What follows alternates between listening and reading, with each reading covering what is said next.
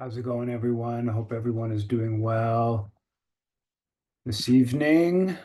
It's holiday, Thanksgiving. This is the Canadian Foreign Policy Hour, and I'm Eve Engler. I'm coming to you from Georgiage, which has long been a meeting place of various First Nations, otherwise known as Montreal. And the Canadian Foreign Policy Hour is a critical look at Canada's role abroad, and we're at about 100 and, about 140 sessions over the past, I guess, 2.5 years or something like that. Uh, to begin with this evening, there was a story that Solidarité Sans Frontières, uh, activist immigrant rights group here in Montreal, shared with about someone of Haitian descent who was expelled from Canada. He'd been living here since he was 3 years old. And in this email action, they said that Canada suspended deportations to Haiti, except for people with criminal who have had, criminalized, some run in with the law. And so this guy who was 3 years old when he came uh, from Haiti to Canada, I forget how old he was now, but I think in the 20s, something at least, is being deported. And there's a lot of that. There's been a lot of that about deporting Canadians to Haiti uh, that have very little connection to Haiti. And because they get into some legal thing and they never got citizenship, so they've been living here basically their whole life. They're essentially, I mean, they're Canadians, and they get deported to a place that obviously has far, uh, fewer means if you want to try to rehabilitate people, or obviously Haiti has fewer means, and from the individual standpoint, it's also a question of uh, they're thrown into a terrible, dire situation. They don't know many people or whatnot. Anyway, it's just one element of the Canadian Haiti connection that doesn't you don't hear much about. The National Post, Burkeson, the military historian, he had a piece titled "The Canadian Farm Boy Ready to Unleash Nuclear Hell During the Cold War." And it's about this pilot stationed in Germany and the Canadian Starfighter 104s, I think they were called, fighter jets that had U.S. nuclear weapons. And according to this story, I mean, I knew about this. This was somewhat well known. Um, but according to this story, there were 40 Canadian airplanes loaded with atomic bombs out there on the line. So they had 40 Canadian airplanes stationed in Germany. And what they did is they practiced, they had targets like in Poland that they would drop these atomic bombs on. And so this was apparently the greatest amount of um, lethal force that Canadian military has ever had in its history. And I think they were stationed in Germany for about a decade, a bit more than a decade. These nuclear armed jets. There was a story, I think it was actually a little bit, I just read it this week. It was from about 10 days ago, 2 weeks ago, a Globe piece. And they talk about the military budget. And the Canadian military budget is officially, according to this piece, 30.5 billion 2023, and which is 1.23% of GDP, which is less than the NATO 2% target. But they say that that's the Department of National Defense budget. But if they say that if you include these other 18 departments that they say has some sort of what you call national defense connection, that has some form of involvement with sovereignty, security, or safety of Canada. In fact, it's $56.84 billion or 2.29% of GDP. And the story, which is, I've seen variations of this that depends exactly how you quantify the different elements of the government and whether it's part of defense. And other countries that hit the 2%, they quantify things a little bit differently. So Canada's, it's the Coast Guard, I believe, is not part of that, and other countries have that, border services, other things. So yeah, so there's just different ways of tabulating what you call defense, and you can get up to the 2% target.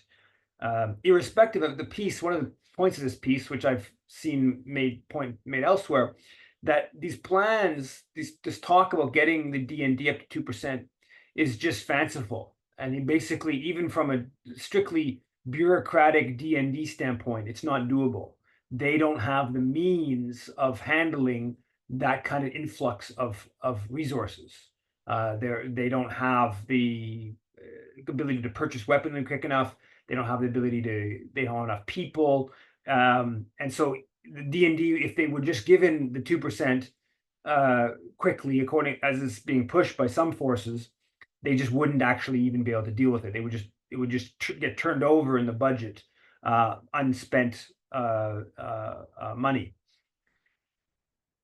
In the Globe, Walter Dorn, who I probably haven't talked about much recently, but I have in the past, has his piece, Canada's peacekeeping commitments have plunged to an all-time low. And Walter Dorn is the leading peacekeeping expert in this country. He's a Royal Military College professor, Kingston, and he's his one-trick pony, which is that we need to just give more peacekeeping, more peacekeeping, more peacekeeping. And honestly, at this point, it's become just embarrassing. And for a while, Walter Dorn was kind of the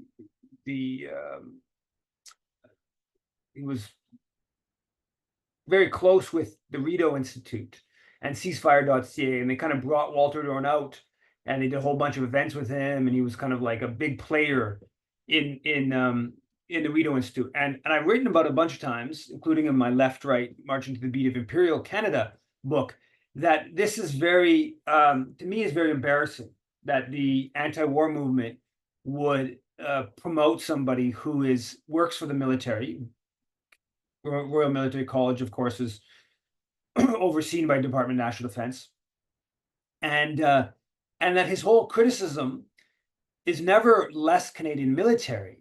His whole criticism is just we need to be more engaged in peacekeeping. And of course, Canadian peacekeepers helped assassinate Patrice Lumumba in the early 60s. Canadian peacekeepers helped the occupation of Haiti, overthrow the government, post-overthrow of the government, 2004, 5, 6 onwards. And just because it's called peacekeeping doesn't make it morally just or right. And for many decades, the military very much promoted peacekeeping as a way to justify its budget. That the public supported the notion of peacekeeping, and the best way to convince the public to put more money into the military was to hype up the idea that the Canadian military participated in peacekeeping, was a major peacekeeping force. And it's General Hillier with the Afghanistan mission and that infamous comment of we are the armed forces of Canada, our I don't have the exact quote from me, our aim is to kill, and he made in 2005, 2006, which was the sort of the shift, the definitive shift within the military of saying, okay, enough with this pretending like we're about peacekeeping. We've always been mostly about NATO. We've always been mostly about US empire. And this peacekeeping thing was more of a PR thing that we sold to the public to convince them to provide money, to support providing money to the military. And let's do away with this notion and just get down into the hard, real, manly militarism. And that was what Hillier was doing with Afghanistan. That kind of represented the break from that, somewhat of that legacy. But here you have, and Canada's not involved in peacekeeping basically at all anymore. But here you have this Walter Dorn who continues, in my opinion, it's actually kind of sad to just continue this same argument he's made for so many years about just more Canadian involvement in peacekeeping, as if that's like the solution, right? Not as if let's defund the military, let's reduce the size of the military, let's demilitarize Canadian life, let's demilitarize Canadian foreign policy. Just let's have more involvement in peacekeeping. And if you look at Walter Doran, he justifies all peacekeeping missions. So he justifies Haiti, he justifies even Korea, Korean War, which was a UN mission. I have a section about this, about him in my left-right book. But anyways, this week, the Globe and Mail was really fixated on the 54-day gap. Okay, so the 54-day gap, which was the Minister Blair receiving a request for a warrant to okay wiretapping former Ontario Liberal provincial Minister Michael Chan. And it was very intrusive, complete wiretapping, all his phones, his computer, I believe, the whole kind of 9 yards. And basically the minister sat on it, or sorry, the minister didn't. Someone in his, he claims he never saw it. He didn't see it until I guess after 54 days. But someone in his office, the department, and they really made this global. It was on the front page, the Globe Mail repeatedly, tons of stories, and it's part of the foreign interference inquiry, and it's this weird kind of situation. My inclination is to basically believe what's being inferred, which is that they didn't move on this because he was a liberal, and CSIS has been targeting him for like 15 years and making all these allegations that he's a Chinese agent, he's a this and that. They've never come up with anything. They clearly don't like the guy. They probably believe that he's Chinese agent, whatever. He's now he's on the council in one of the Toronto suburbs. He's not the mayor, but he's the elected to the council, and I think he's deputy mayor maybe. And he was a important player. And apparently, he's a fairly significant fundraiser within the Liberal Party for many years. To me, while this does seem odd bureaucratically, they should either say yes or say no quicker than 54 days. I agree with that. My guess is what happened is they just held it because they didn't want to make a decision one way or another. And the issue here to me is that do we just trust CSIS, right?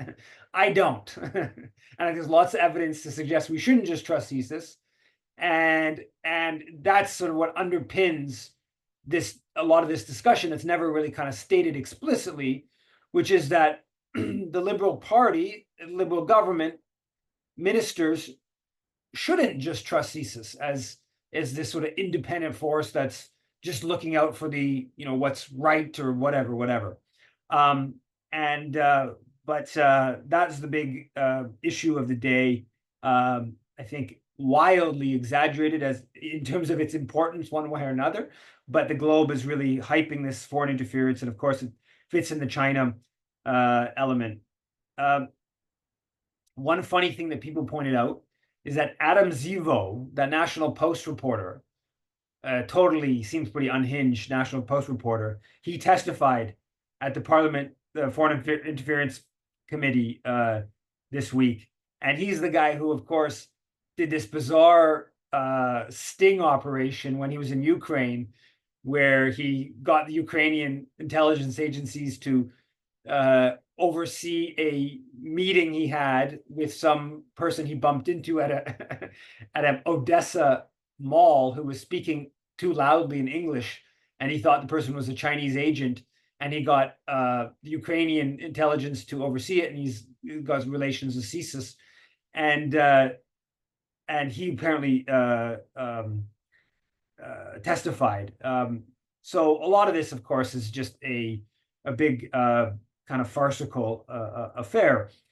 On the foreign interference file today, there's this breaking news that basically the RCMP is saying they have evidence that a number of officials in the Indian embassy were involved in the assassination of Najjar in the Vancouver area, and so I guess they brought this evidence towards the Indians and asked for them to, I guess, I don't know if it's revoke their diplomatic immunity to allow for some proper investigation. And the Indians responded belligerently and have taken the people out of the country. And there's a diplomatic spat, and a number of them, six, I think it was the number. It's just being reported last couple hours. Are being withdrawn, and the sort of anti-China forces right away don't like this because they want the foreign interference thing to focus on China. And of course, the assassination here, and if the RCMP's what they're doing is legitimate, then they're suggesting that the Indians really had a clear hand in this. That's a more extreme example than anything is coming from the Chinese side, and so that kind of undercuts the whole China's running our government kind of angle that they're trying to hype up. We'll see where this goes with India. There are people, from a geopolitical standpoint, the Indo-Pacific strategy of the government was partly about trying to strengthen relations with India as a way to as a counterweight to China. And the Najjar assassination has undercut that. That didn't seem like it was going very well, more generally, but even prior to the assassination. But that's been undercut with the assassination. There are people who suggest, and I think there may be some worth at least looking at, exploring, is that India hasn't, India was, the Americans really did want India as to anchor of its sort of target China. But India hasn't really been on side Modi on a bunch of issues, partly with China. They have kind of reduced tension with China, very clearly with Russia, and buying tons of Russian oil. And so the Americans are kind of angry at Modi. So I have seen people sort of suggest that there's sort of more latitude, if you like, to push back against Indian, because there was also alleged Indian assassination attempts in the States. So people are suggesting that there's more latitude to push back against these Indian interference because there's sort of geopolitical tensions that are increasingly coming to the fold. So Mexico's new president said the U.S. and Canadian ambassadors would no longer be allowed to directly contact members of the Mexican cabinet other than the Secretary of Foreign Relations. Interesting. So we know there was a kerfuffle going back 6 weeks, 2 months ago around the judicial reform. It seems like that's sort of continuing, that the Mexicans feel that the U.S. and Canadians are interfering in their affairs. So I don't know much more about that than this, but this latest declaration, but it's certainly something to pay attention to. On the corporate side, this week, TD Bank came to some agreement with the U.S. government to pay $3 billion for its role in seems like quite corrupt money laundering, and into the trillions of dollars apparently over many, many years. And I haven't actually followed it very closely. I've seen stories. It's been in the business section for months, and I just sort of read some headlines. The Globe published a piece suggesting that it has to do with TD's it's the rot is deep within TD and kind of Canada's there's poor practices. Canadian banks often have poor practices, is my understanding. Now, what I find interesting, one of the things I think is interesting in this story is that this the extent of Canadian banking in the States, right? Canada has very strict regulations about foreign banking in Canada, but Canadian banks are huge players in the States and internationally. And it's just one side, the Canadian banks, the big five, I believe they're all in the top 60. It's been a couple years since I see the numbers, but they're all in the top 60 or so of banks in the world, right? So Canadian banks are major global players. Many countries they even dominant players outside of Canada. Furthermore, on the kind of banking and the corporate side, I've talked about this a bit, but he keeps getting tons of press in the business pages, at least. The effort by Couche-Tard, the dépanneur, the corner store, Montreal-based dépanneur store, to buy up the 7-Eleven, which is a Japanese-owned conglomerate, huge conglomerate.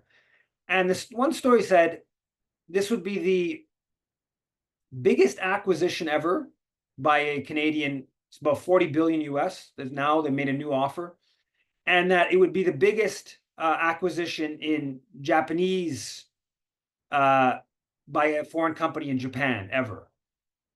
Just to give you a scope of Canadian capital, internationally, and yeah, it's not just banking, corner stores, dépanneurs, and obviously mining. This week, Hudbay settled a long-standing suit that Rights Action and other groups were involved in for abuses in Guatemala. We don't know what the company ended up paying, but they've made some settlement with the victims. A bunch of rape and different abuses. Burkina Faso is announcing the withdrawal of permits from foreign companies, mining companies. And one official is quoted in an article saying, "We know how to mine our gold, and I don't understand why we're going to let multinationals come and mine it." So that the rise of resource nationalism in these countries, Burkina Faso, Mali, Niger, that have had sort of seems like nationalist military takeovers. They've expelled French troops. They've expelled some American troops, or most American troops, a little slightly different, I think, in each country. And it seems like increasingly they're targeting foreign mining companies, and Canadian companies are the big players there. Owen Schock has a piece he just published on Monthly Reviews online, the monthly review blog, which he goes into some of this stuff, and he goes into the them targeting Canadian mining companies. And Mali, a Globe Business article says Mali is seeking $512 million in taxes, fines from Barrick Gold. So half a billion dollars, claiming their outstanding royalties, taxes, and they're also pushing greater control. And story talks about Barrick, their pushback, their lobbying to try to convince the government not to pursue more nationalist, greater share of ownership in the companies, in the mines. So that's an issue that definitely deserves more attention. I unfortunately have not devoted the time and effort to look at what's going on there more closely, but it's something we really should be keeping our eyes on. Before getting to the horrors in Palestine, Lebanon, Iran, Niki Ashton, one of the most left-wing MPs, she, in a story about a First Nation that in her riding that has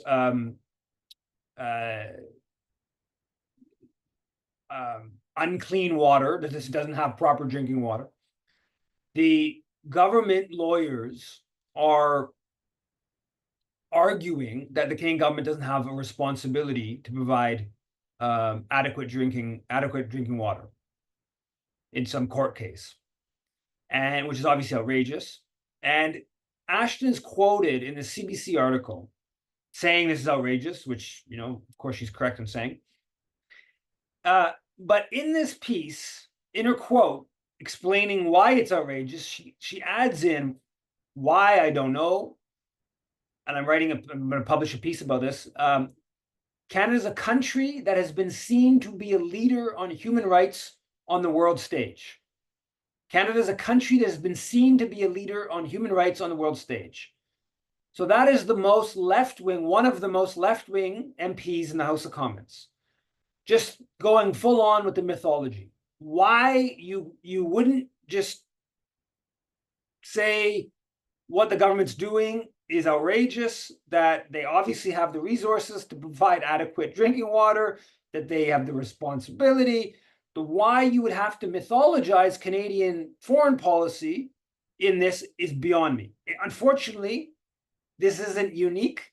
This is a common thing. And in my piece, as I point out, in my 2016 book, A Propaganda System, I make this joke about how there seems like there's a sign in the House of Commons that say only foreign policy mythologizers allowed, right? You can't be an MP and not uphold the mythology. Now, it's really outrageous that Ashton would do that right now, of course, because Ashton knows that the Canadian government is supporting these horrors in Gaza. And I genuinely believe that Ashton is appalled by that. And, she knows that we don't get into it all. This is what this foreign policy hour is about. There's detailing this out week after week, but just what's already been detailed, there's no grounds. Canada lost its last two bids for Security Council seat. It votes at the UN against most of the world on most of the resolutions, combating glorification of Nazism, of more equal global order. That's going back decades and decades where Canada's voted against these resolutions. And right up until today with Bob Rae doing the same dynamic. Like there, on Palestine, 146 countries have recognized Palestine. Canada has it. Like what do we need to, what's the proof that we need to have that Canada is not this upholder of human rights globally?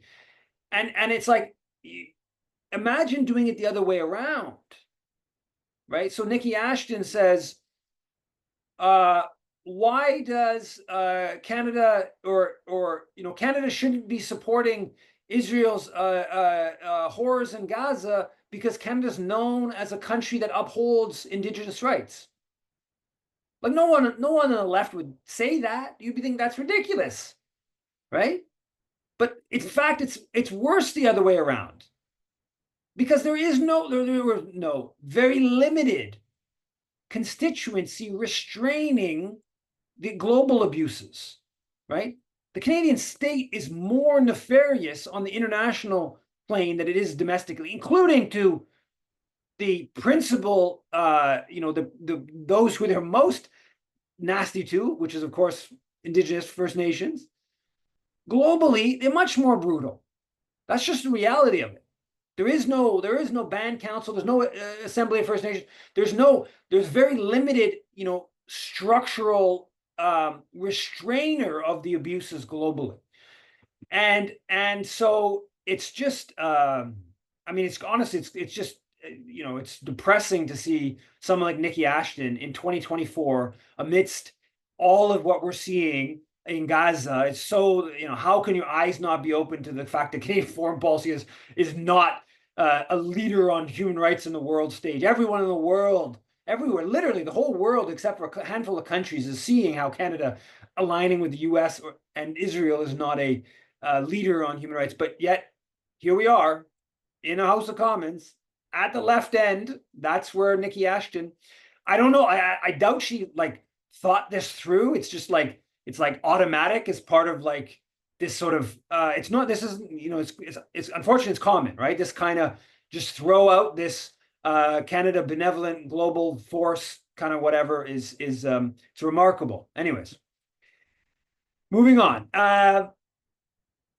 So the Canadian officials are uh, inciting Israel to commit more violence. They haven't killed enough in Gaza and Lebanon. They want a big blow up with Iran. You had Defense Minister Blair this week saying that it was appropriate for Israel to bomb Iranian oil fields.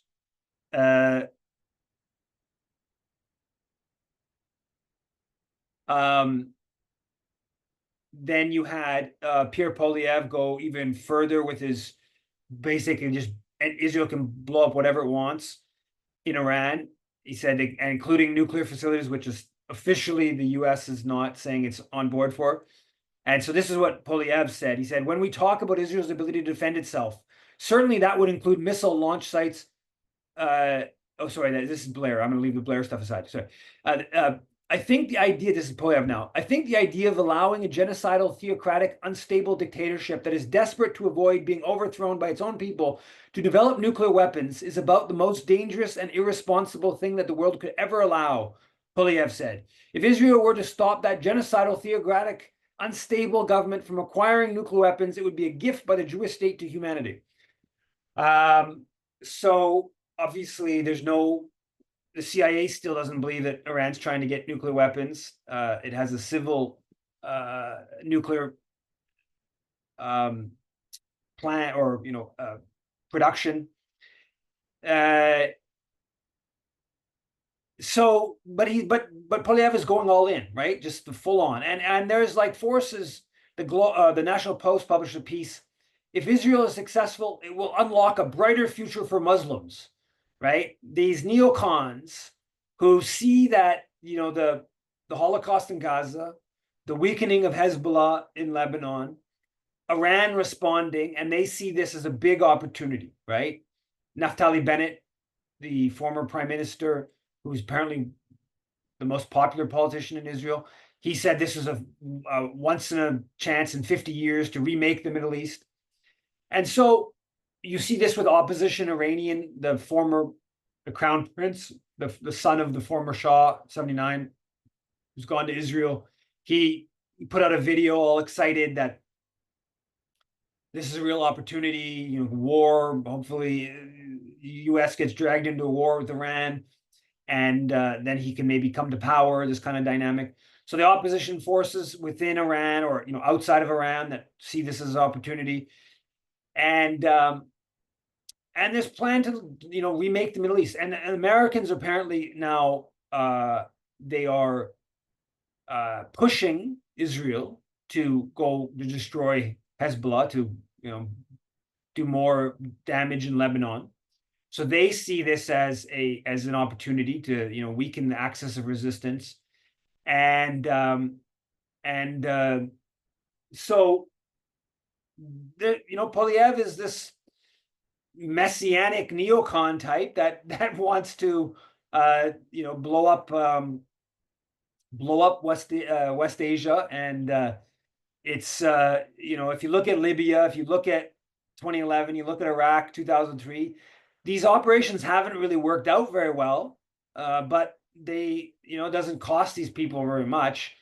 The very sort of adventuristic foreign policy kind of thinking, it's pretty wild kind of stuff, but this is where it seems to be. On Lebanon, the Canadian government had been really pushing, supporting Israel kind of pretty hard. They made a criticism of the attacks, Israel's whole series of attacks against the UN mission there, UNIFIL.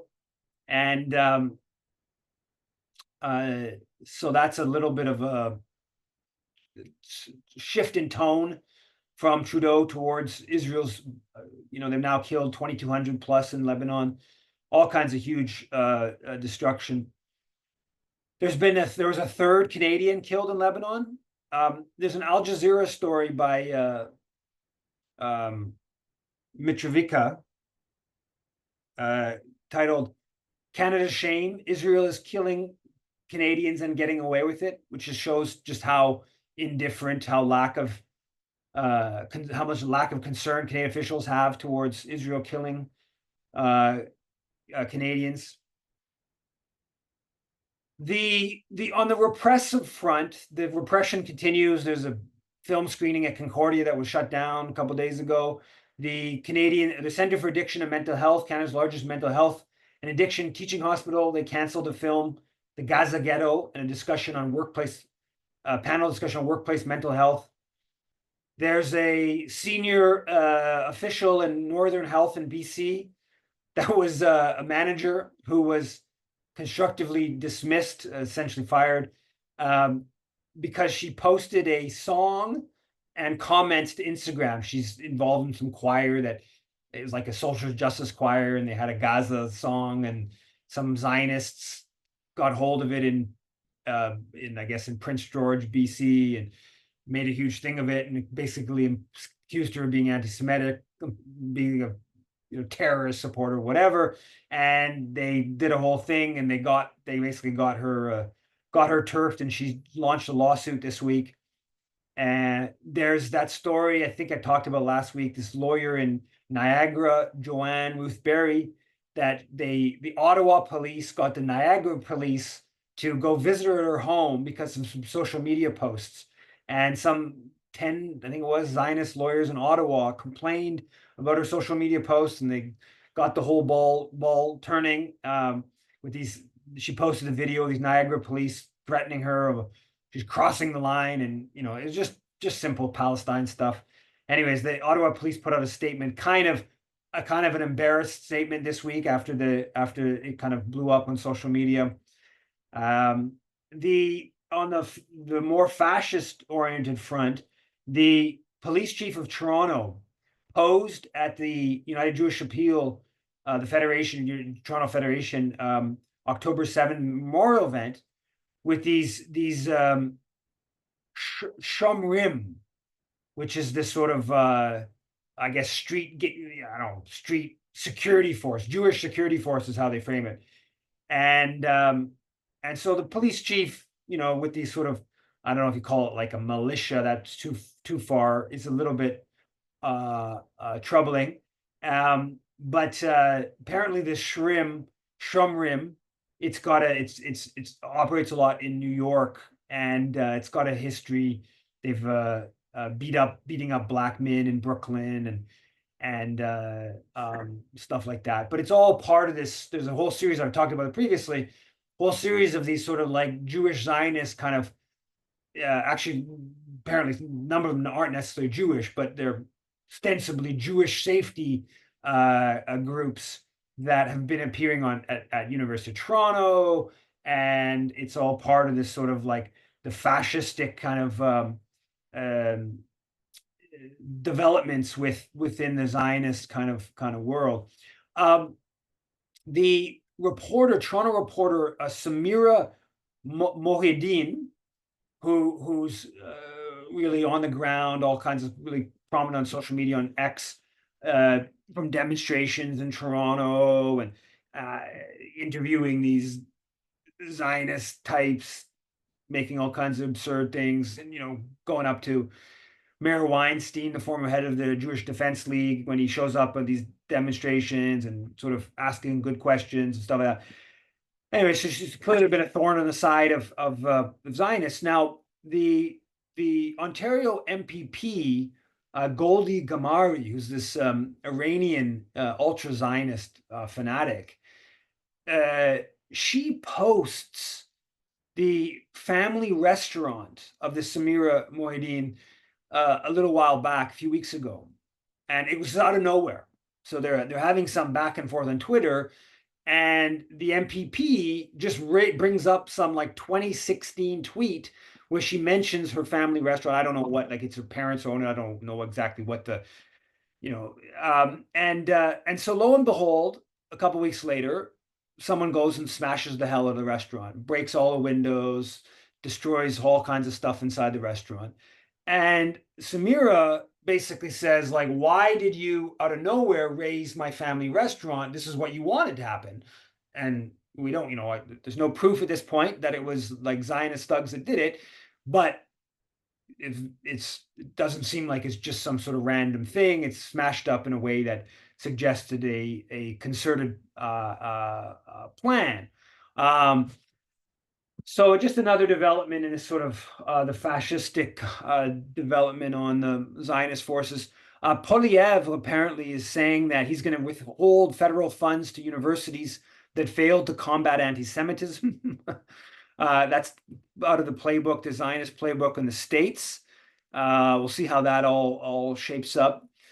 The BC Conservatives, the candidate, this guy Brent Chapman, he's posted that Palestinian children are walking, talking, breathing time bombs. And he also called Palestinian children inbred. And he's running an election. I guess the election, I think it's today in BC. And this came out, his comments, a whole bunch of other really disgusting anti-Palestinian comments. And he just sort of did a little apology and, not he's not leaving. He's continuing. They didn't ask him to step down or anything like that. It's open, so you're allowed to be openly anti-Palestinian. And there's little pushback.